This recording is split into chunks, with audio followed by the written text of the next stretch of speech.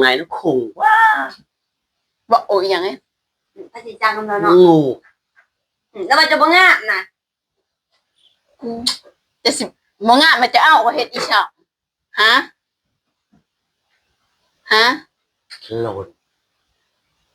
โลดอีช่างไง มันจะไปหาเมียใหม่เดี๋ยวมันจะบ่ โอ้ งาม โลดแปลว่าไปหาเมียใหม่มื้อนี้ Nó khùng à? คุ้งอีช่างแล้วบอกอีหยังแอนคุ้งแล้วบอกอีหยัง ประจังมันดอกกูก็คัง น้องจะมาหาเมียใหม่เนี่ย ไปหาเมียใหม่แล้วว่าเจ้าน่ะบ่งามเจ้าน่ะขี้ร้าย ไปโหลดมึงระวังโหลดไปหาเมียใหม่มึงระวังโตไว้ให้ดีบอกอีหยังบ่ได้บอกอีหยัง บ่ได้ว่าหยังจะบอกอีหยังสิบางอย่างนี่แปลว่าจังได๋แปลว่าจะสิหาเมียใหม่ เอ้บอก เฮ็ดหยัง จะหาเมียใหม่มันหนักตา คิดอีกอย่าง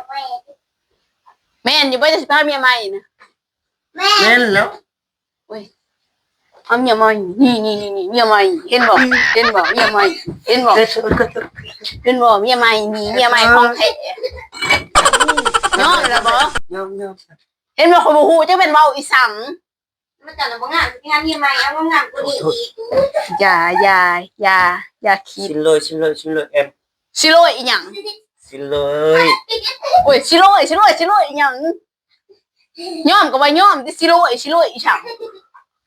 Bơ bay lẹ. บ่ไปหรือสิไป Bơ. Bơ bay lẹ. ยอมบ่แปลว่าสิโลยยอม